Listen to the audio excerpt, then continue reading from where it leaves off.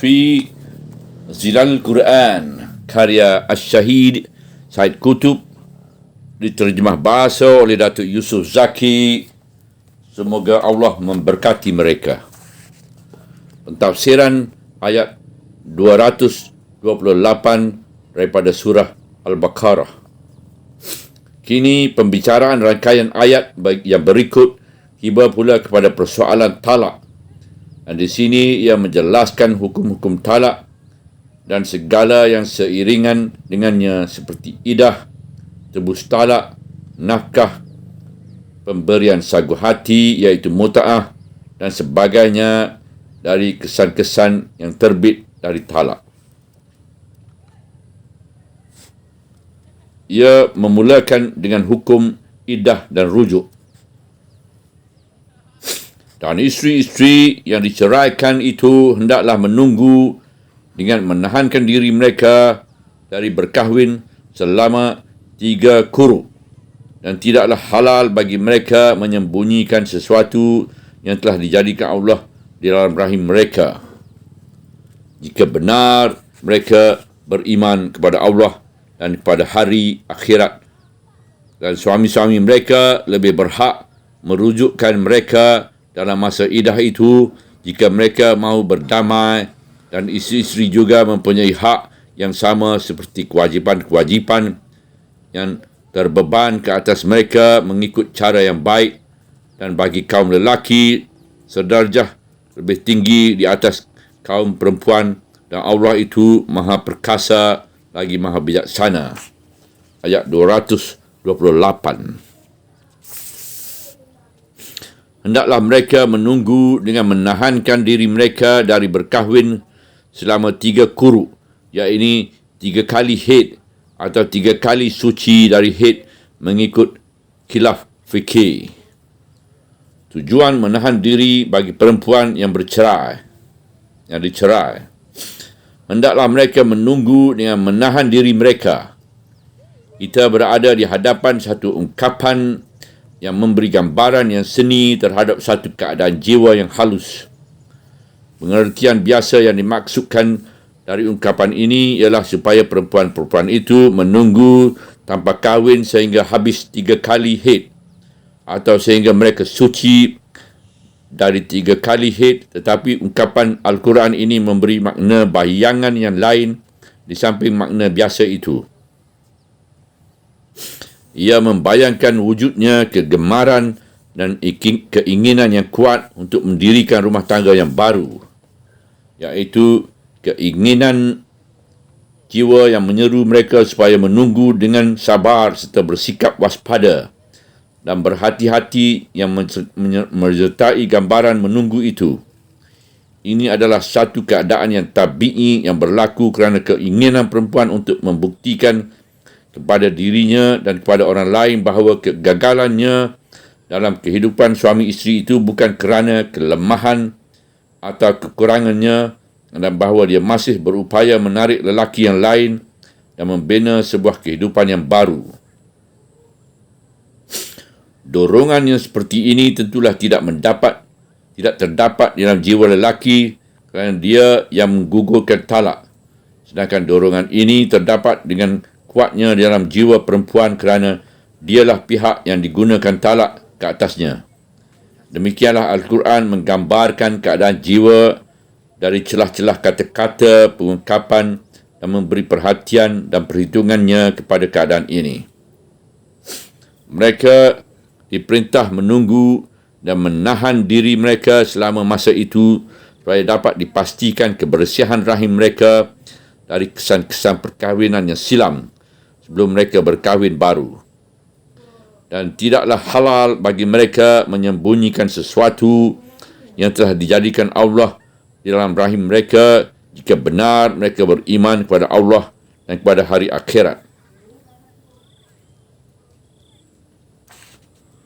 Hukum idah dan hukum rujuk.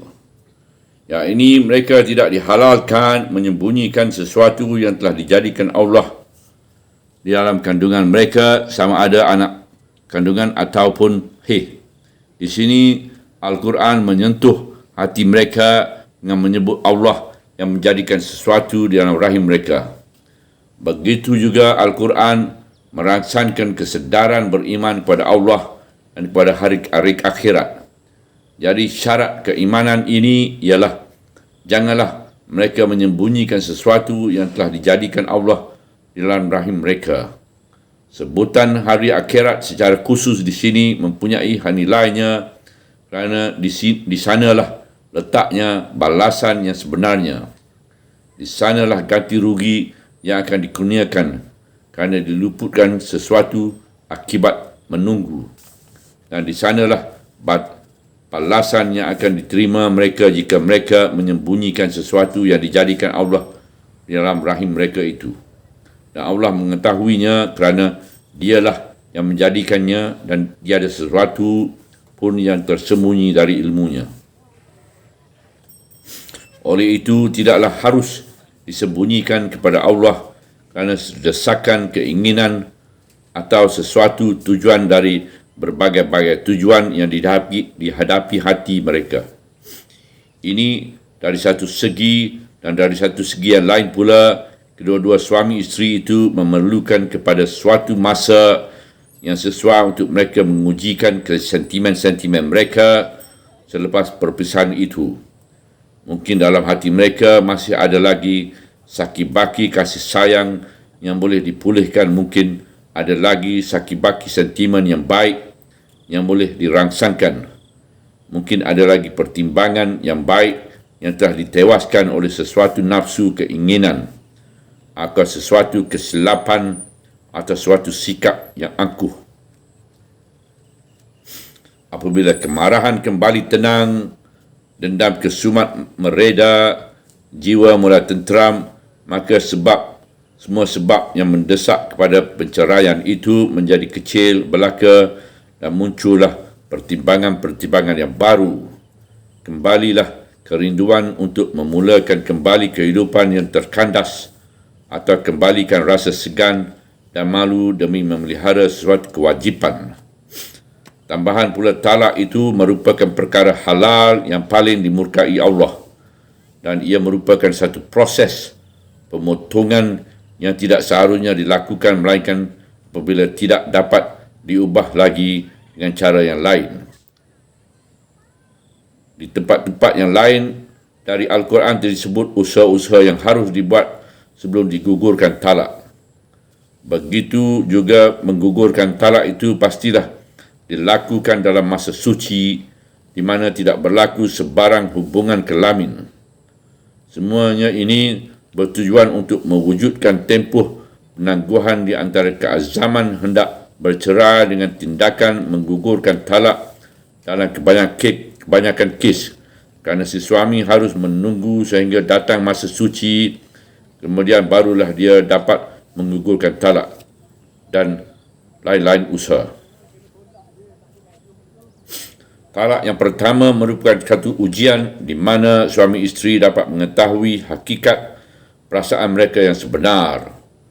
Oleh itu, apabila ternyata kepada kedua-duanya dalam masa iddah bahawa mereka boleh memulakan semula kehidupan mereka, maka jalan ke arahnya terbuka lebar. Dan suami-suami mereka lebih berhak merujuk mereka dalam masa iddah itu jika mereka mahu berdamai. Dalam masa iddah ini dalam masa menunggu, jika mereka mahu berdamai dengan rujuk itu, ini yang bukan bertujuan untuk menyulitkan isteri dan membelenggukannya semula dalam satu kehidupan yang penuh duri kerana membalas dendam atau kerana menunjukkan keangkuhan atau kerana tidak mahu memberi peluang kepadanya bersuamikan orang lain. Isteri-isteri juga mempunyai hak-hak yang sama seperti kewajipan yang terbeban ke atas mereka mengikut cara yang baik. Ya, ini di dalam keadaan ini, isteri-isteri yang dicerai itu mempunyai hak-hak yang sama dengan kewajipan-kewajipan ke atas mereka, iaitu mereka diwajib menunggu dan jangan menyembunyikan sesuatu yang telah dijadikan Allah di dalam rahim mereka, dan suami-suami mereka pula diwajibkan mempunyai niat yang baik di dalam rujuk mereka, iaitu tidak bertujuan menyakiti mereka dan tidak pula bertujuan mendatangkan kemudaratan, juga menanggung nafkah sebagai balasan terhadap isteri yang tertahan kerana iddah.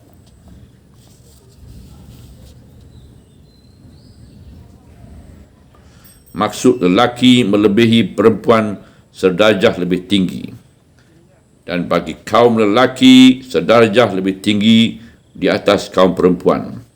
Saya fikir kenyataan dalam ayat ini dikaitkan dengan hak lelaki merujukkan perempuan ke dalam naungan mereka dalam tempoh iddah. Allah telah menjadikan hak rujuk ini di tangan lelaki kerana dialah yang menggugurkan talak, dan tentulah tidak munasabah jika lelaki yang menggugurkan talak kemudian diberikan hak rujuk itu kepada perempuan, lalu perempuan pergi kepadanya dan merujuk pada lelaki ke dalam naungannya, kerana hak rujuk itu adalah suatu hak yang ditentukan oleh tabiat keadaan. Dan darjah kelebihan yang dimaksudkan di sini ialah darjah kelebihan yang terbatas, bukannya darjah kelebihan dengan pengertian yang mutlak seperti yang difahamkan oleh kebanyakan orang dan digunakan mereka sebagai dalil yang bukan pada tempatnya. Kemudian diiringi dengan kenyataan dari Allah itu Maha Perkasa, dan Allah itu Maha Perkasa dan Maha Bijaksana. Ayat 228. Kenyataan ini bertujuan menyedarkan terhadap kuat kuasa Allah yang menetapkan hukum-hukum itu dan terhadap hikmat kebijaksanaannya menfadukan hukum-hukum itu ke atas manusia. Kenyataan ini juga bertujuan mengembalikan hati dari kesesatan dan penyelewengan yang berlaku akibat terdesak di bawah berbagai-bagai faktor dan keadaan. Subhanallah, walhamdulillah, wala ilaha illallah, wallahu akbar, wala hawla wala quwata illa billahil aliyyil azim, wala hawla wala quwata illa billahil aliyyil azim, wala hawla wala quwata illa billahil aliyyil azim.